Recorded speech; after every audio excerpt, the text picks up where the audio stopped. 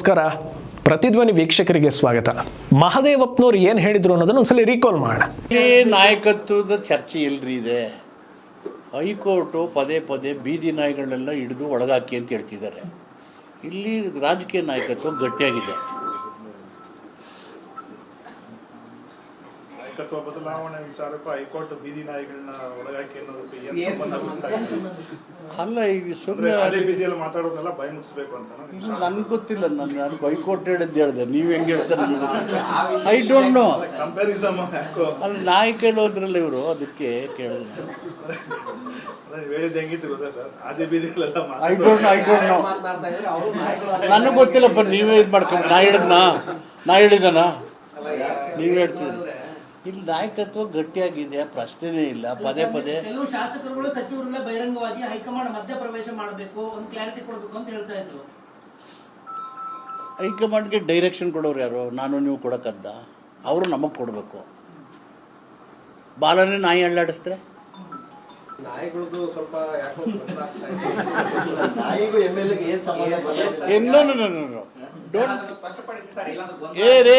Don't create unnecessary controversial confusion.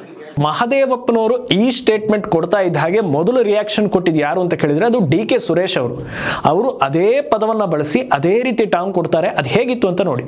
ಯಾರಿಗೆ ಹೋಲಿಸಿದ್ದಾರೆ ನನಗೆ ಗೊತ್ತಿಲ್ಲ. ಕಾಂಗ್ರೆಸ್ಸಿಗರು ನಿಯತ್ತಿನ ನಾಯಿಗಳು ಅಂತ ಹೇಳಿದ್ದೀನಿ. ಕಾಂಗ್ರೆಸ್ಸಿಗರು ನಿಯತ್ತಿನ ನಾಯಿಗಳು. ನಾಯಿಗಳು ಯಾವತ್ತೂ ಕೂಡ ಯಜಮಾನನಿಗೆ ಋಣ ತೀರಿಸ್ತದೆ ಹೊರತು ಬೇರೆ ರೀತಿ ಮಾಡೋದಿಲ್ಲ. ಆ ನಾಯಿಗಳ ಸ್ವಭಾವ ಅದು. ಕಟ್ಟ ಕಾಂಗ್ರೆಸ್ಸಿಗರು ಯಾರು ಕೂಡ ಬೀದಿ ನಾಯಿಗಳಲ್ಲ, ನಿಯತ್ತಿನ ನಾಯಿಗಳು. ಕಟ್ಟ ಕಾಂಗ್ರೆಸ್ಸಿಗರೆಲ್ಲರೂ ಕೂಡ ನಿಯತ್ತಿನ ನಾಯಿಗಳೇ ಹೊರತು ಬೀದಿ ನಾಯಿಗಳಲ್ಲ. ಯಾವತ್ತೂ ಕೂಡ ಋಣವನ್ನು ತೀರಿಸುವಂತ ಋಣನ ಇಟ್ಕೊಂಡು ತೀರಿಸುವಂತ ವ್ಯಕ್ತಿತ್ವವನ್ನು ಇಟ್ಕೊಂಡಿರ್ತಕ್ಕಂಥ ನಾಯಿಗಳು. ಅದು ಬೀದಿ ಇರ್ಬೋದು, ಸಾಕಿರೋದಿರ್ಬೋದು. ಯಜಮಾನನಿಗೆ ಯಾವತ್ತೂ ಕೂಡ ಋಣ ತೀರಿಸ್ತದೆ. ನಾಯಿಗಳ ಸ್ವಭಾವ. ಎಂತಕ್ಕೆ ಸಾಕ್ತಾರೆ ನಾಯಿನ? ಬೀದಿ ನಾಯಿನೂ ಸಾಕ್ತಾರೆ, ಮನೇಲೂ ನಾಯಿ ಸಾಕ್ತಾರೆ, ನೀವು ಸಾಕ್ತೀರಿ, ಬೇರೆಯವರು ಎಲ್ಲರೂ ಸಾಕ್ತಾರೆ. ಯಾತಕ್ಕೆ ಸಾಕ್ತಾರೆ ಅಂತಾರೆ? ನಿಯತ್ತಿಗೋಸ್ಕರ ಸಾಕ್ತಾರೆ. ಬೇರೆಯವ್ರು ಋಣ ತೀರಿಸ್ತಾರೋ ಇಲ್ವೋ, ನಾಯಿ ನನ್ನನ್ನು ಕಾಪಾಡ್ತದೆ ಅನ್ನೋ ವಿಶ್ವಾಸ ಆ ಸಾಕುವಂಥವ್ರಿಗೆ, ಊಟ ಹಾಕುವಂಥವ್ರಿಗೆ, ಬೀದಿಗೆ ನಾಯಿಗೆ ಎತ್ಕೊಂಡು ಹೋಗಿ ಊಟ ಹಾಕ್ತಾರೆ. ಯಾಕೆ ಊಟ ಹಾಕ್ತಾರೆ ಅಂತ ಅಂದ್ರೆ ನಮ್ಮನ್ನು ಕಾಪಾಡ್ತದೆ. ನಾಯಿಗೆ ನಿಯತ್ತಿದೆ ಅಂತ ಗಾದೆನೇ ಇದೆ. ನಾಣ್ಣುಡಿಗಳು ಬಹಳಷ್ಟು ನಾಣ್ಣುಡಿಗಳಿದೆ. ಏನಂತ?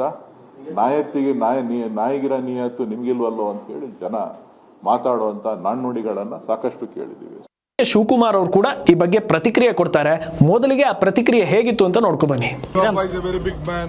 He is also a part of my high command now. I can't speak anything on that. Let the party take its own call. High command will take its policy. He is an MLA, and the chief minister also will take a call on whatever the statement is there. I don't know about it. So your offer got it saying that MLAs are your MLAs, yes, of course, but still they continue to make this damaging the party's prospect. I'll just come back on that. Karnataka government ಬಗ್ಗೆ ನಾನಾ ರೀತಿಯ ಒಪಿನಿಯನ್ಗಳಿವೆ. ಅಂದರೆ ಹೊರಗಿಂದ ನೋಡಿದಾಗ ನಮ್ಮ government ಒಂದು ರೀತಿ ಕಾಣ್ತಾ ಇದ್ರೆ ಆಂತರಿಕವಾಗಿ ಇನ್ನೊಂದು ರೀತಿ ಕಾಣ್ತಾ ಇದೆ. ಬೇರೆ ಬೇರೆ ಆಯಾಮಗಳಿವೆ. ಕೆಲವೊಂದು ದೃಷ್ಟಿಕೋನಗಳ ಪ್ರಕಾರ ಕರ್ನಾಟಕ ಕಾಂಗ್ರೆಸ್ನಲ್ಲಿ ಎಲ್ಲವೂ ಸರಿ ಇಲ್ಲ, ನಾಯಕತ್ವದ ಗುದ್ದಾಟ ಇದೆ, ಯಾವಾಗ ಬೇಕಾದರೂ ಈ ಕುರ್ಚಿ ಕಾದಾಟ ತಾರಕಕ್ಕೆ ಹೋಗಿ ಸರ್ಕಾರ ಪತನ ಆಗ್ಬೋದು ಅಂತ ಬಿಜೆಪಿ ವರ್ಷನ್ ಇದು. ಆದರೆ ಜನಗಳ ಮಧ್ಯೆ ಒಂದು ಮಾತಿದೆ. ಅದೇನು ಅಂದರೆ ಇವರು ನಾಟಕ ಆಡೋದು, ಇವರು ಜಗಳ ಆಡ್ತಿರೋದು ಅಥವಾ ಆವಾಗವಾಗ ಸ್ಟೇಟ್ಮೆಂಟ್ ಕೊಡೋದು, ಇನ್ನೇನು ಸರ್ಕಾರ ಬಿದ್ದೇ ಹೋಯ್ತು ಅನ್ನೋ ರೀತಿ ಮಾಡ್ತಾ ಇರೋದೆಲ್ಲ ಬರೀ ಒಂದು ಟ್ಯಾಕ್ಟಿಕ್ಸ್. ಇನ್ನು 5 ವರ್ಷಗಳ ಕಾಲ ಇದೇ ರೀತಿ ಟ್ಯಾಕ್ಟಿಕ್ಸ್ ಅನ್ನ ಮಾಡಿಕೊಂಡು 5 ವರ್ಷ ಕಂಪ್ಲೀಟ್ ಮಾಡ್ತಾರೆ, ಯಾವುದೇ ರೀತಿ ಭಿನ್ನಾಭಿಪ್ರಾಯಗಳು ಬರೋದಿಲ್ಲ ಅನ್ನೋದು ಜನರ ವರ್ಷನ್. ಆದರೆ ವರ್ಷನ್ ಯಾವುದೇ ಇದ್ರೂ ಪ್ರೆಸೆಂಟ್ ನಡೀತಾ ಇರೋ ಬೆಳವಣಿಗೆಗಳು ಮಾತ್ರ ಚರ್ಚೆ ಮಾಡೋದಕ್ಕೆ ದಾರಿ ಮಾಡಿಕೊಡ್ತಾ ಇದೆ. ಈಗ ಉದಾಹರಣೆಗೆ ಮಹದೇವಪ್ಪ ಅವರ ಹೇಳಿಕೆ. ಒಂದು ಕಾಲದಲ್ಲಿ ರಾಜಕೀಯ ನಾಯಕರು ಸ್ಟೇಟ್ಮೆಂಟ್ ಕೊಡೋದು ಹೇಗಿರ್ತಾ ಇತ್ತು ಅಂದರೆ ಆ ಮಾತಿಗೊಂದು ತೂಕ ಇರ್ತಾ ಇತ್ತು.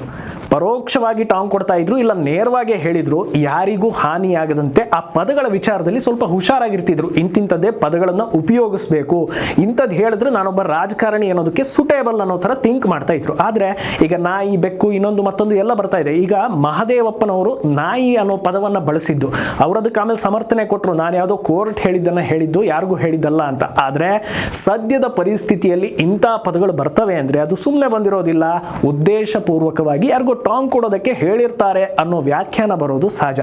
ಏನು ಮಹದೇವಪ್ಪನವರ ಹೇಳಿಕೆ ಸಿಲ್ಲಿ ಅಂತ ಪರಿಗಣಿಸದೆ ಅದಕ್ಕೆ DCM DK ಶಿವಕುಮಾರ್ ಅವರು ಪ್ರತಿಕ್ರಿಯೆ ಕೊಡ್ತಾರೆ ಅಂದಾಗ ಆ ಮಾತು ಸಿಲ್ಲಿ ಅಲ್ಲ, ಅದ್ರ ಹಿಂದೆ ಬೇರೆ ಏನೋ ಉದ್ದೇಶ ಇರಬಹುದು. ಆ ಉದ್ದೇಶ ಯಾವುದು ಅಂತ ನೋಡ್ತಾ ಹೋದ್ರೆ ಈ ಕಡೆ DK ಶಿವಕುಮಾರ್, ಈ ಕಡೆ ಸಿದ್ದರಾಮಯ್ಯ ಇಬ್ಬರೂ ಕೂಡ ಒಂದೇ ತೂಕದ ನಾಯಕರು. ಸದ್ಯ ಸಿದ್ದರಾಮಯ್ಯ CM ಕುರ್ಚಿಲಿದ್ರೆ ಆ ಕುರ್ಚಿಗೆ ಹೋಗಬೇಕು ಅಂತ DK ಶಿವಕುಮಾರ್ ನೋಡ್ತಾ ಇದ್ದಾರೆ.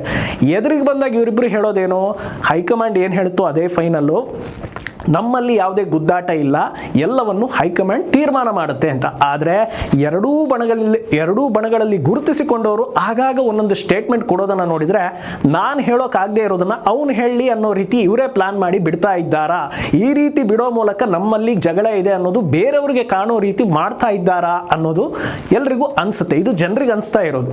ಸೊ ಈಗ ಮಹದೇವಪ್ಪನವರ ಹೇಳಿಕೆಗೆ DCM DK ಶಿವಕುಮಾರ್ ಪ್ರತಿಕ್ರಿಯೆ ಕೊಟ್ಟಿದ್ದಾರೆ. ಏನು ಪ್ರತಿಕ್ರಿಯೆ ಕೊಟ್ಟಿದ್ದಾರೆ ಅಂದರೆ, ಎಲ್ಲದನ್ನು ಹೈಕಮಾಂಡ್ ನೋಡ್ಕೊಳುತ್ತೆ, ನಾವು ಯಾವುದಕ್ಕೂ ಪ್ರತಿಕ್ರಿಯೆ ಕೊಡೋದಕ್ಕೆ ಹೋಗಲ್ಲ, ಅದರಲ್ಲೂ ನಮ್ಮ ನಾಯಕರು ನೋಡ್ಕೊಳ್ತಾರೆ ಅಂತ ಸಿದ್ದರಾಮಯ್ಯಗೆ ಟಾಂಗ್ ಕೊಡೋ ಪ್ರಯತ್ನವನ್ನ ಮಾಡಿದಂತೆ ಕಾಣಿಸ್ತಾ ಇದೆ. ಯಾಕೆ ಸಿದ್ದರಾಮಯ್ಯನವರಿಗೆ ಟಾಂಗ್ ಕೊಡೋ ಪ್ರಯತ್ನ ಅಂತ ಹೇಳಿದ್ರೆ, ಮಹದೇವಪ್ಪನವರು ಸಿದ್ದರಾಮಯ್ಯನವರ ರೈಟ್ ಹ್ಯಾಂಡ್ ಅಥವಾ ಅತ್ಯಾಪ್ತ ಬಳಗದಲ್ಲಿ ಗುರುತಿಸಿಕೊಂಡಿರೋ ನಾಯಕ ಅನ್ನೋದು ಎಲ್ರಿಗೂ ಗೊತ್ತಿರೋ ವಿಚಾರ.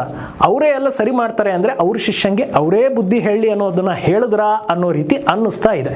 ಇನ್ನೊಂದು ವಿಚಾರ ಏನಂದ್ರೆ, ಫಾರಿನ್ ಟ್ರಿಪ್ 20 ಶಾಸಕರು ಆಸ್ಟ್ರೇಲಿಯಾ ಟ್ರಿಪ್ ಹೋಗ್ತಾ ಇದ್ದಾರೆ, ಬೇರೆ ಬೇರೆ ದೇಶಗಳಿಗೆ ಹೋಗ್ತಾ ಇದ್ದಾರೆ. ಸಡನ್ ಆಗಿ 20 ಶಾಸಕರು ಹೋಗ್ತಾರೆ ಅಂದ್ರೆ ಕರ್ನಾಟಕದ ಇತಿಹಾಸದಲ್ಲಿ ಈ ರೀತಿ 20 ಜನ ಹೊರಡೋದು ಯಾವಾಗ?